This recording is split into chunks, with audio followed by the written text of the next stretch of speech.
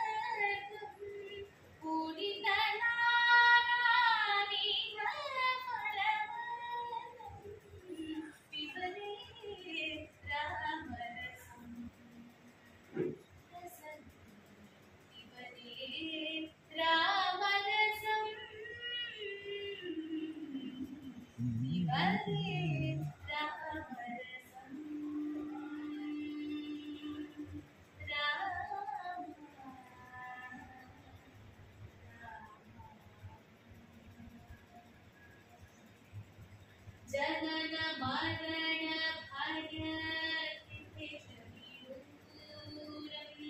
ಜನನ ಮರಣ ಭಯ ದೋಷ ವಿದೂರಂ ಸಕಲ ಶಾಸ್ತ್ರ ನಿಗಮಾಗಮ ಸಾರಂ ಶುದ್ಧ ಪರಮಹಂಸ ಆಶ್ರಮಗೀತಂ ಶುದ್ಧ ಪರಮಹಂಸ ಆಶ್ರಮಗೀತಂ ಶುದ್ಧ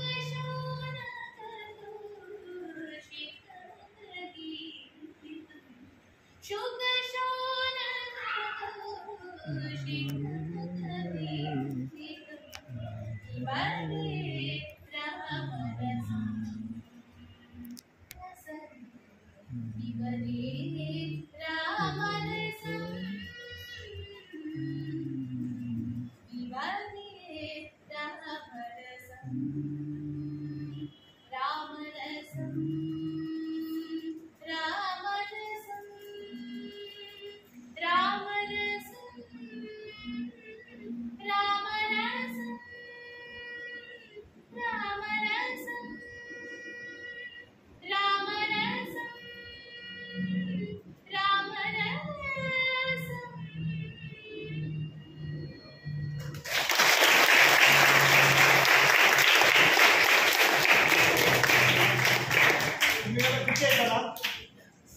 ಈಗ ಮುಖ್ಯವಾಗಿ ನಾವು ತಿಳ್ಕೊಳ್ಳೋದು ಏನು ಅಂತ ಹೇಳಿದ್ರೆ, ಸಂಗೀತದಲ್ಲಿ ಯಾವುದೇ ಒಂದು ಹಾಡು ಹಾಡಬೇಕಾದ್ರೆ ನಮ್ಮ ದೇಹದ ಉಸಿರನ್ನು ನಿಯಂತ್ರಣ ಮಾಡಲಿಕ್ಕೆ ಗೊತ್ತಿರಬೇಕು ಅಂತ.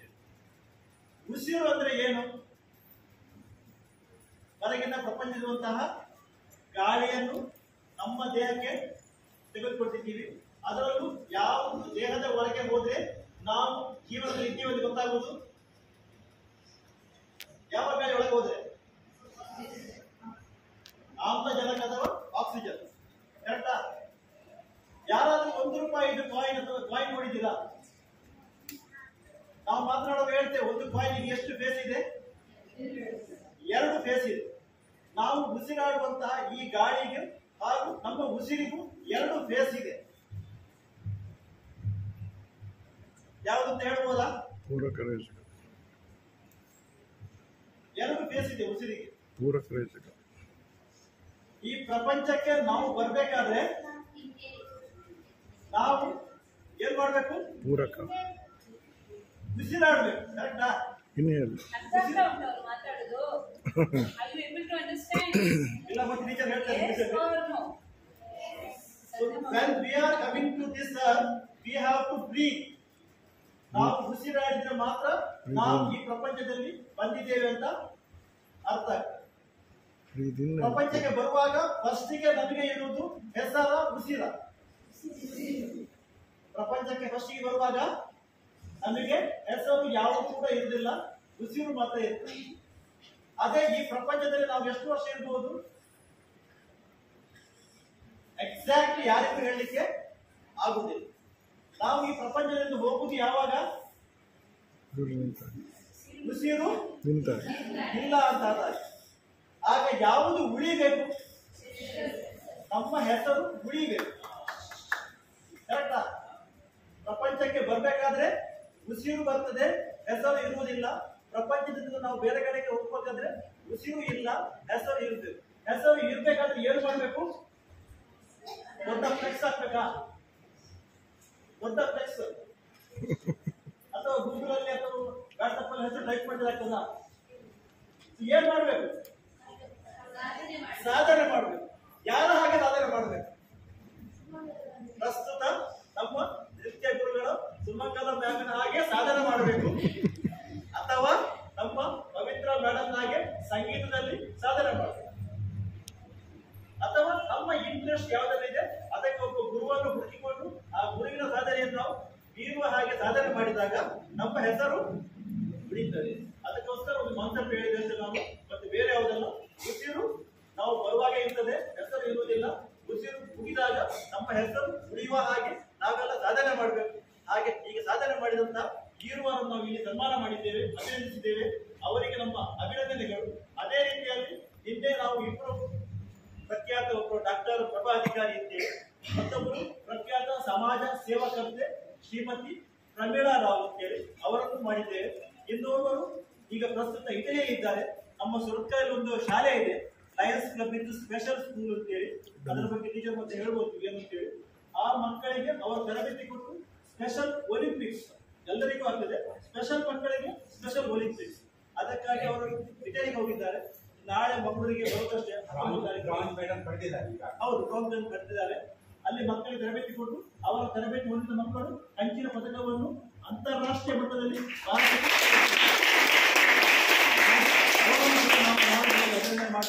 ಮಾಡಿದ್ದೇವೆ. ಈ ರೀತಿಯಾಗಿ ನಮ್ಮ ಕಾರ್ಯಕ್ರಮವನ್ನು ಈ ವರ್ಷ ಹಮ್ಮಿಕೊಂಡಿದ್ದು. ಇನ್ನು ಮುಂದಕ್ಕೂ ಹಲವು ಕಾರ್ಯಕ್ರಮ ಹಮ್ಮಿಕೊಂಡಿದ್ದೇವೆ. ಇದೀಗ ಪ್ರಸ್ತುತ ಸುಮಂಗಲ ತಮ್ಮ ಒಂದೆರಡು ಮಾತುಗಳು ನಿಮ್ಮ ಮುಂದೆ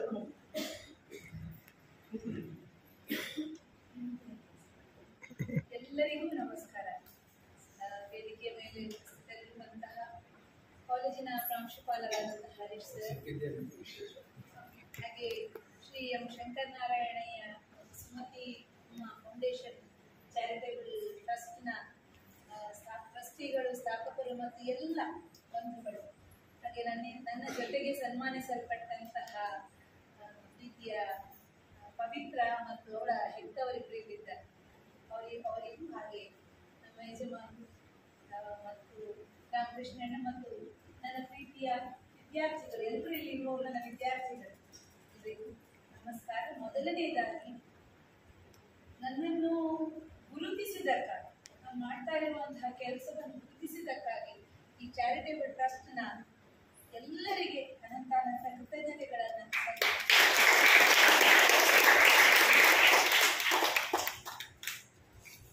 ಶ್ರೀನಿವಾಸಣ್ಣ ಹೇಳಿದ ಹಾಗೆ ಹುಟ್ಟುವಾಗ ಇದ್ದದ್ದು ಉಸಿರು, ಆಮೇಲೆ ನಾವು ಮಾಡಬೇಕಾದದ್ದು ಸಾಧನೆ. ವಾಟ್ ಯು ಮೀನ್ ಬೈ ಸಾಧನೆ? ಅಕಾಂಪ್ಲಿಷ್ಮೆಂಟ್ಸ್ ಅಲ್ವಾ? We have to work hard, we have to focus ಅಲ್ವಾ? ಸೊ ಬೈ ಗಾಡ್ಸ್ ಗ್ರೇಸ್ ನನ್ನ ಪೇರೆಂಟ್ಸ್ ಕೊಟ್ಟಂತಹ ಒಂದು ಸಪೋರ್ಟ್ ಮತ್ತೆ ನನ್ನ ಗುರುಗಳು ಟೀಚರ್ಸ್ ಕೊಟ್ಟಂತಹ ಮಾರ್ಗದರ್ಶನದಿಂದಾಗಿ ಇವತ್ತು ನಿಮ್ಮ ಮುಂದೆ ನಾನು ನಿಂತು ಮಾತನಾಡುವ ಹಾಗೆ, ನಿಮ್ಗೆ ಒಳ್ಳೆಯ ಟೀಚರ್ ಆಗುವ ಹಾಗೆ ಸಾಧ್ಯ ಆಯಿತು. ಹಾಗಾಗಿ ನನ್ನ ಎಲ್ಲ ಸಾಧನೆಗಳು ಏನಿದ್ರು ನನ್ನ ಗುರುಗಳಿಗೆ ಮತ್ತು ನನಗೆ ಪ್ರೋತ್ಸಾಹ ನೀಡಿದ ನನ್ನ ಅಪ್ಪ ಅಮ್ಮ, ಮದುವೆ ಆದ ಬಳಿಕ ನನ್ನ ಯಜಮಾನರು ನನ್ನ ಬೆನ್ನೆಲುಬಾಗಿ ಯಾವತ್ತೂ ನನ್ನ ಜೊತೆಗಿದ್ದಾರೆ. ಸೊ ಅವರಿಗೆ ಮತ್ತು ನನ್ನ ಅತ್ತೆ ಮಾತು ಅವರು ಕೂಡ ನನಗೆ ಯಾವತ್ತೂ ಸಹಕಾರ ಕೊಟ್ಟರು. ಅವರಿಗೆ ಸಲ್ಲಬೇಕು ಅಂತ ಹೇಳಿಕ್ಕೆ ಇಷ್ಟ.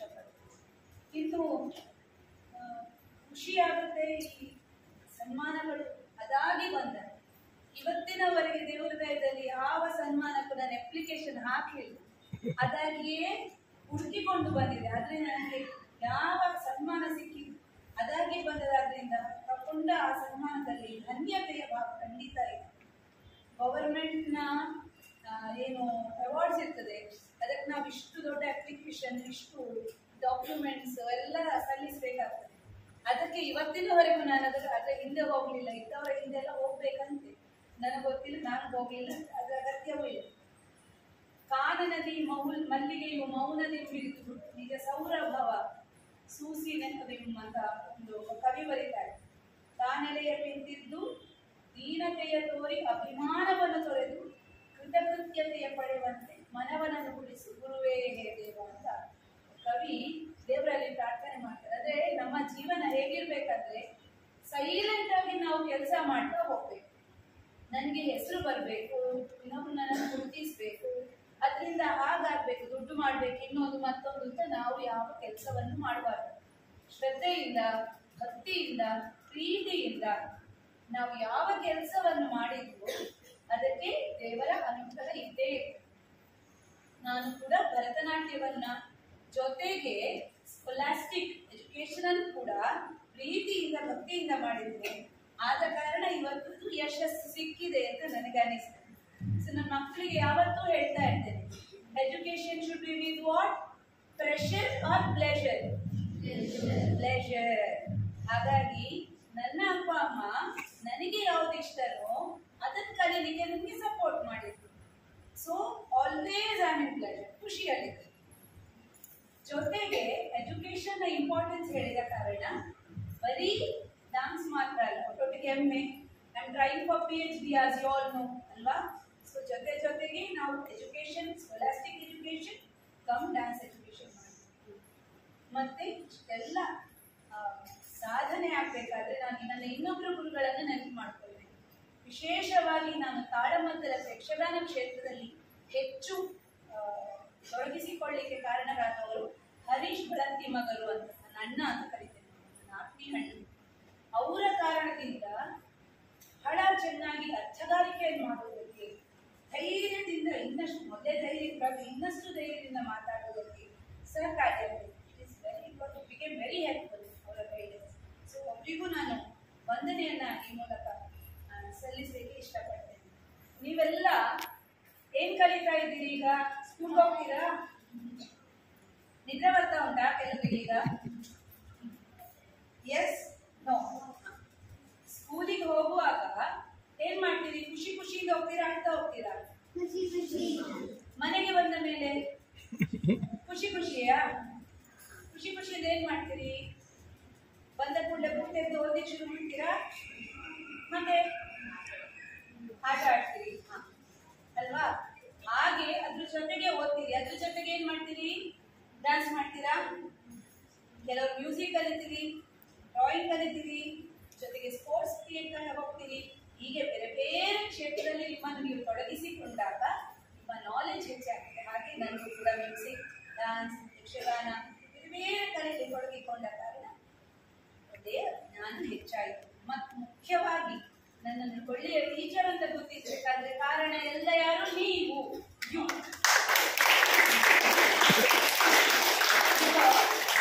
ನಾನು ಒಳ್ಳೆ ಟೀಚರ್ ಆಗ್ಬೇಕಾದ್ರೆ ನನ್ನನ್ನು ಟೀಚರ್ ಅಂತ ಗುರುತಿಸುವುದು ಹೇಗೆ? ನೀವು ಚಂದ ಡ್ಯಾನ್ಸ್ ಮಾಡಿದ್ರೆ ಅಲ್ವಾ? ಒಬ್ರು ಕೈ ಹೀಗೆ ಇಟ್ಕೊಂಡು ಡ್ಯಾನ್ಸ್ ಮಾಡ್ತಾರೆ, ಎಕ್ಸ್ಪ್ರೆಷನ್ ಇಲ್ಲ ಅಂದ್ರೆ ನನ್ಗೇನ್ ಹೇಳ್ತಾರೆ? ಯಾರಪ್ಪ ಟೀಚರು ಅಂತ ಕೇಳ್ತಾರೆ ಅಲ್ವಾ? ಆದ್ರೆ ನೀವು ಚಂದ ಡ್ಯಾನ್ಸ್ ಮಾಡಿದ್ರೆ ಏನ್ ಹೇಳ್ತಾರೆ? ಯಾರು ಟೀಚರ್ ಕೇಳ್ತಾರೆ.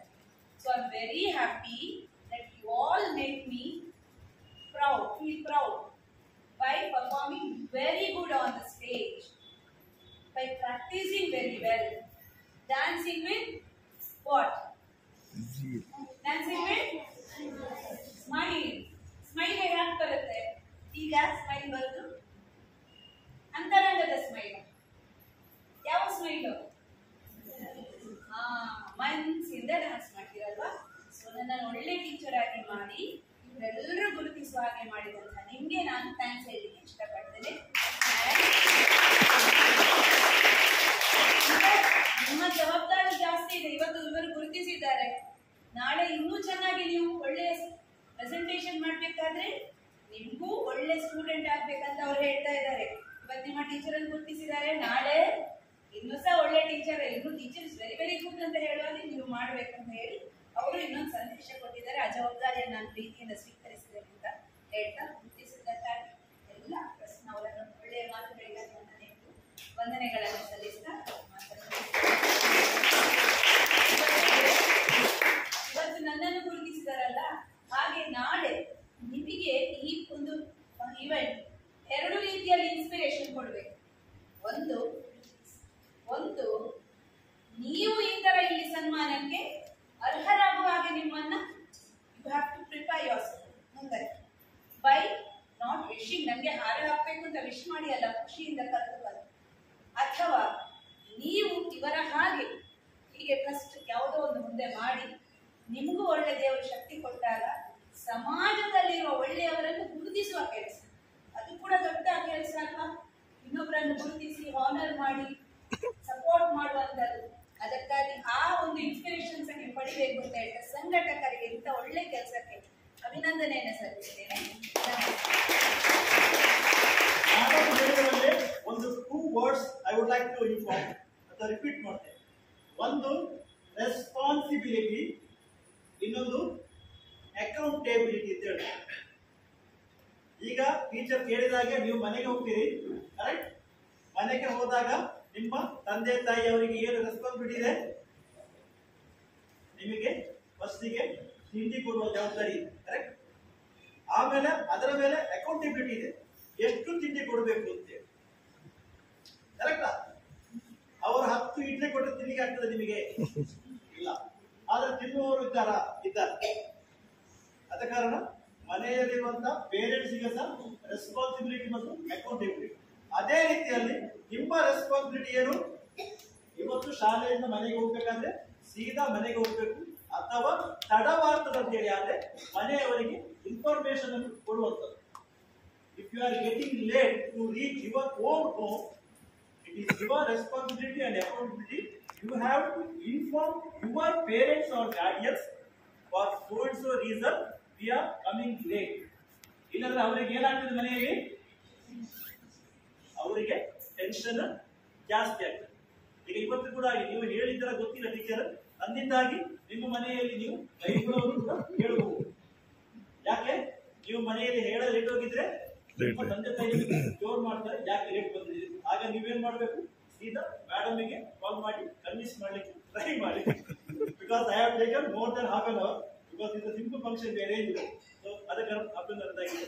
ಈಗ ರಮೇಶ್ ಅಣ್ಣ total thanks, just 2 days thanks. ವೇದಿಕೆ ಮೇಲೆ ಬಸ್ಸಿರುವ ಎಲ್ಲ ಗಣ್ಯರೇ, ಅದರಲ್ಲಾಗಿ ನಮ್ಮ ಶಾಲೆ ಪ್ರಿನ್ಸಿಪಲ್ ನಾವು ಕನ್ನಡಕ್ಕೆ ಬಂದದಕ್ಕೆ ನಮಗೆ ಮೊದಲು ಥ್ಯಾಂಕ್ಸ್ ಸರ್. ಮತ್ತು ಈ ಸ್ಥಳ ಅವಕಾಶವನ್ನು ಕೊಟ್ಟದಕ್ಕೂ ನಿಮಗೆ ನಮ್ಮ ಧನ್ಯವಾದಗಳು. ಫಂಕ್ಷನ್ ಚಂದವಾಯಿತು, ಮಕ್ಕಳೆಲ್ಲರೂ ಆರಾಮಲ್ಲಿ ಏನು ಉಪದ್ರ ಮಾಡೋದಕ್ಕೆ ಕೇಳಿದ್ದೀನಿ, ಅದಕ್ಕೆ ದೊಡ್ಡ ಥ್ಯಾಂಕ್ಸ್. ನಿಮ್ಮಲ್ಲಿ ಇರುವವರು ಹೈಟ್ ಇದ್ದವರು ಹಿಂಬದಿ ನಿಲ್ಬೇಕು, ಚಿಕ್ಕ ಮಕ್ಕಳು ಮೇಲೆ ಕೂತ್ಕೊಳ್ಬೇಕು, ಬಾಕಿಯವರು ಕೆಳಗೆ. 3 ಲೈನ್ ಅಡ್ಜಸ್ಟ್ ಮಾಡಿ ಕೂತ್ಕೊಳ್ಬೇಕು.